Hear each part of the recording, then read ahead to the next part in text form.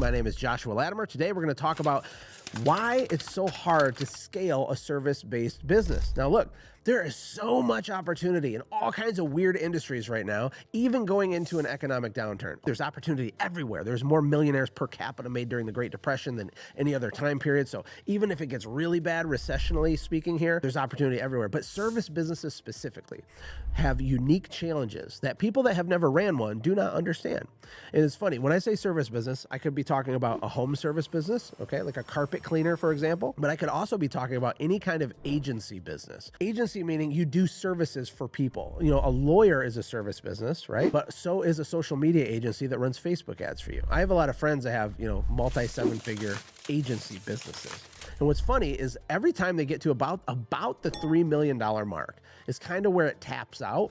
And then they all get into the business of teaching people how to have a social media agency business, right? Why do they do this? Is it because they're bad? No, they're not bad. They're helping other people start a business. But there's weird realities to a service business that make it trickier to scale. Now, with that being said, if you're a home service business specifically, there is more money to be made right now than ever before. There's literally a gold rush coming specifically to home services for a variety of reasons. One of the reasons being is that private equity and Wall Street money has its eye on local Main Street service companies all over the United States. They have money to spend. They're paying bigger and bigger multiples. They're rolling up and gobbling up companies everywhere.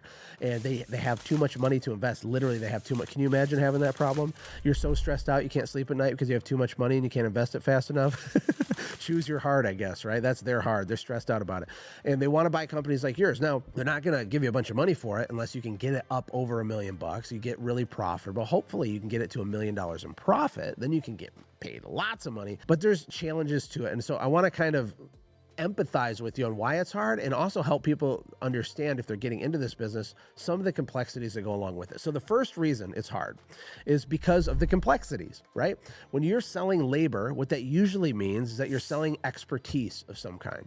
You're selling technical expertise, and that presents challenges. So these social media agencies, just as one example, the reason they can grow really quick at first is because the founder, a lot of my friends were like Rain Man level gurus with Facebook ads, for example. They were just ridiculous. And they had cracked the code on certain things, started getting huge results for the couple clients they had. Word gets out really fast. And of course, everyone throws money at them and says, run my Facebook ads, right? Or maybe you're the best window cleaner this side of North Wichita. I don't know. You have like a gunslinger squeegee and you're just like amazing, right? And you wear a cowboy hat. Look, you're the best ever. Word will get out. Word will get out that you're really technically competent at the thing that you do. The problem is that I can't scale your awesomeness. It's very difficult to scale your level of awesomeness. And so as this agency scales with Facebook ad guru lady over here, she's going to have to hire people. And she has to hire people, but then she has to train people. Some of the complexities are training itself and the staff and trying to hire talent, but also develop talent. The other complexity is that once you train your staff, they now know how to do the thing that you do. And so if they have an entrepreneurial bone in their body, they're going to go like start their own thing, right? Which is why there's like 10,000 million social media agencies and there's a bajillion window cleaners. They're everywhere. They're like ants, right? But there's only a few of these $10, $20 million kind of enterprises that have multi-location and they have structure and management. Those guys that kind of figured out how to scale through that, they get paid lots and lots and lots of money when they exit, but everybody else is hitting their head against the ceiling. Another problem with scaling a service business is that when you do get a superhero employee, that's what I call them, superhero employees, you get really excited because my friend, the genius Facebook ads person, she's going to hire someone and most of them aren't going to be anywhere near as good as her. Even when she trains them, they're just garbage compared to her, but then she'll get one that's a rock star, right? But then what we do as small business owners is we delegate and put too much stuff onto that one superhero employee's plate and we overwhelm them and then we become too dependent on them. And what happens is as you're trying to grow your business, you become too dependent on one single person in your business. And the reason that happens is because you're overwhelmed and you're drowning and you've hired 5 people and you finally got a good one. And now this guy's cross-trained on every different service you do. He knows how to fix your equipment. He knows how to upsell that. He knows all the intricacies of all the weird things that need to happen for your business to succeed. And only he knows it and only you know it. And now when you have 5 or 10 more employees, you can't fire this guy. You become a hostage to your own employee because you haven't trained everybody. The talent distribution isn't even. There's too much dependency entrusted to this one person. So it's tricky. There's ways to fix it, and I could go into that in some other videos, but think about that if you're going to go into the service business, that these are some of the things. Another reason it's hard to scale this type of business is that we're arbitraging labor. What you're really selling is someone else's time. So you pay your employee $30 an hour and you sell his time for $60 an hour. And then of course you have overhead and expenses, but that creates certain limiters on you. You know, a service business definitionally is coupled to time. The money you make is parallels the amount of time you have available to sell. And that's a bottleneck, right? When you're self-employed and all by yourself, if you're like me, I was a pizza delivery driver when I was 20 years old and I got married, and I was more than happy to triple my income and be a window cleaner by myself, okay? That was a major step up. But eventually I wanted to make even more money than that. So how would I do that? Well, the only two ways I can do that is by charging more dollars for every hour that I sell, or by selling more total hours, right? That's it. Those are the only two things. And my income is inextricably linked to my time. And you've probably already found this out, and you're probably nodding your head like this. Oh, preach, Josh. I've been there. Yep, it's hard. And even when you have employees, though, you're still arbitraging labor. Arbitrage is just a fancy word that means you're creating a spread.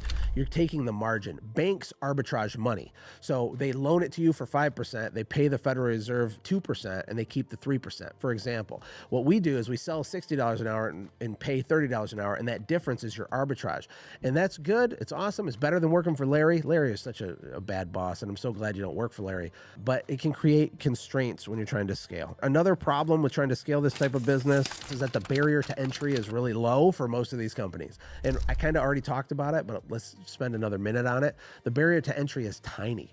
You know, that's why if you're in a service business where it's expensive to get started, you're typically going to do a little bit better. If you need to be certified, or if you have to have a state license and you have to have $100,000 in capital to start, those industries are fenced off a little bit better, right? For example, depends state to state, but if you're a plumber, for example, you might have had to have been a plumber for 8 years before you're even allowed to like have a plumbing business of your own. That's awesome. And plumbers can make bank. Even just self-employed owner-operator plumbers can make close to $500,000 a year in some markets if they know how to sell, if they're smart, right? So you can crush it.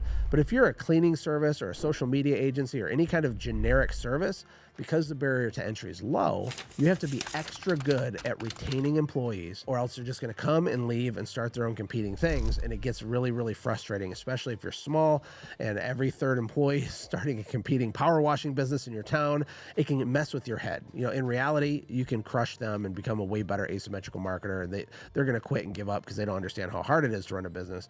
But I digress. It's just difficult and it messes with your head. Another reason it's tricky to scale a service business, and tell me in the comments if you relate to any of these, is capital constraints, right?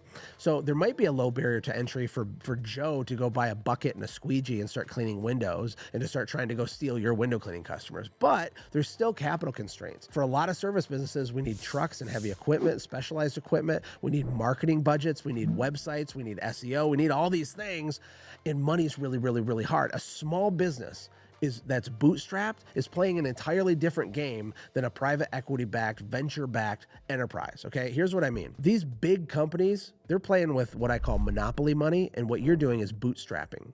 Let's say that you need to make $100,000 a year just to pay your bills.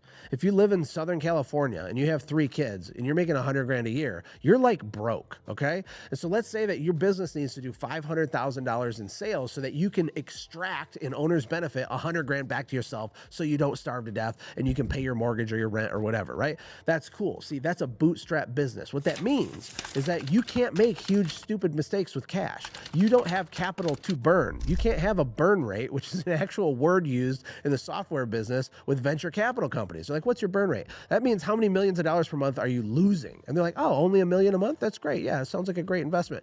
That doesn't apply to you, the guy who's trying to bootstrap. You're playing a different game. You have to be careful. These complexities make it tricky. Now, look, I don't want to discourage you from doing it. I just want to take this as an opportunity to acknowledge that what you're doing is not easy. And if you're having some measure of success, like, you're amazing, right? Because this might not be your forever business, but it's a really good type of business to cut your teeth in and learn about systems and structure and protocols and lead gen and sales and everything and everything, legal and finance and everything. Now you know how to read a P&L, you know what a balance sheet is. This education you're going to get running a service business is indispensable. But when you're thinking about your next business, these are interesting things to think about. I started in the service business, but I've had launched multiple software companies, coaching and education companies, event companies, and all kinds of other things now my wife and I have.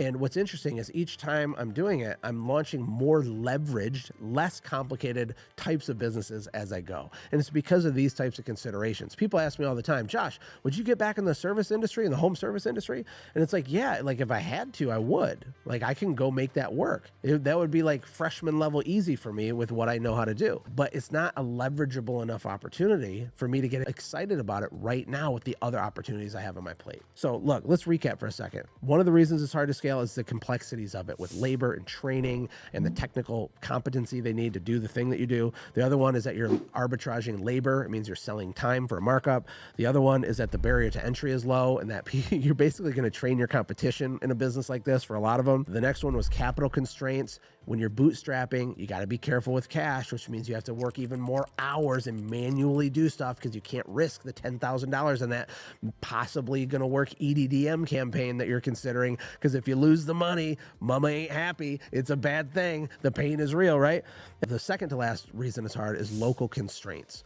So depending on where you are in the country, there's going to be limiters built into the opportunity in front of you, right? So if you have a small population versus someone in a huge metroplex, there's an upside limiter that has nothing to do with you. I always talk about judging blaming yourself and internal variables, but there are actual external factors that do, have real consequences. If you're going to try to build a $10 million business in a town with 2,500 people, good luck. Like it's not going to happen probably, right? So, but that's not the only limiter, right? So population is a big one, but weather is a big one. So seasonality is a huge factor. One thing about having a software company, especially one if you can sell it to a global audience, is these limiters don't exist, right? You can build $1 million software product and sell it to 10,000 people, where if you're in, Podunkville, Wichita, and it gets really cold in the winter and you only got a 9-month season, plus there's only 3,500 people in your town, these are contributing factors that really become determining factors of how much success you can even have. Does that make sense? Last but not least, this is a big one. I think the reason it's hard is because people enter this business, or maybe you already have one right now, and you're operating it with unrealistic expectations. You have extremely flawed understanding of how much effort it takes to get the big result. You misunderstand how much suffering is supposed to happen before you get the huge win. And look, the goal isn't suffering. I'm just making a metaphorical point. The point is like it's hard. And when you read Tim Ferriss's 4-Hour Work Week and then you go buy a squeegee and think you're going to go do that, like it doesn't work like that with a service business. It doesn't work like that with like almost any business. And when you have this misunderstanding of the effort required to get the result, it discourages you. It makes you slow down. And then you have like these idiots online like Grant Cardone and Gary Vee that say things like, oh, if you don't make $400,000 a year, you're an idiot, right? Or you're a fool. I actually literally heard, Gary Vee is not the idiot in this particular example. Gary Vee was saying, if you make $400,000 a year, you're in the top 1% of income earners, because that's like a strong income, right? Pretending that it's not a lot of money is idiotic. And then I saw Grant Cardone saying, oh, that's a joke. $1 million a year is a joke. 10 million a year is a joke, right? Now, I'm not mad at Grant Cardone. I like watching a lot of his content because he's a master marketer. He knows how to get a rise out of people. He knows how to split the room. And all this crap he says like that is on purpose because it makes him lots of money. But I digress. But because there's millions of soon-to-be entrepreneurs watching him, when they go start a cleaning business or some sort of local home service business, they think that they're supposed to make amounts of money that are not reasonable for someone to make that has no experience. It's going to take time. It's going to be hard. You have to learn so many skills, hard skills and soft skills. You got to increase your talent stack. You got to grow and expand mega to have that level of success. Now, the truth is, can you make 400 grand? Of course, yes. totally can. You have the earning potential of a professional athlete, literally, with a service business. It's really true. It's really, really true. And if you're 6 years in and you're still making 80 grand and you're barely making it, look, there's ways to fix that, but don't get discouraged just because it's harder than you thought. Reframe your expectations. Don't compare yourself to everybody else. Compare yourself to you, because you're the only one worth comparing any of your business stuff to. Listen, I hope this is helpful for you. I hope it's encouraging for you. I hope it's informative and educational. And if it is, it's kind of your moral obligation, if this has helped you, to subscribe to this channel, and leave a comment. That's like your payment, right? Now, you don't have to pay. You can just be a creeper that creeps and doesn't do anything to help us. You can do that, but I know that's not who you are. You have warm love in your heart. And so you're going to subscribe and leave a comment. I'm just kidding. Hey, look, my name is Joshua Latimer. I want to make content that helps you grow your business. We're targeting family entrepreneurs, people that have kids, they love Jesus. My wife has this sign at our house in Michigan that says, "I love Jesus, but I swear a little." Look, we are very flawed people. I ain't some preacher guy, but we believe that God made you for a mission, mandate, purpose, and destiny. And the purpose of this channel is to help you go faster and to equip you with things you need to know to do it. So if you have suggestions, leave a comment. I'll be here for you. Until next time, see you in the next video. Hey, thank you so much for watching. If you enjoyed what you watched, click the video on the left to watch the previous upload. And if you want one of my personal favorites, click the video on the right. And of course, don't forget to hit the middle to subscribe so you never miss an upload. Thank you again for being on this journey with me.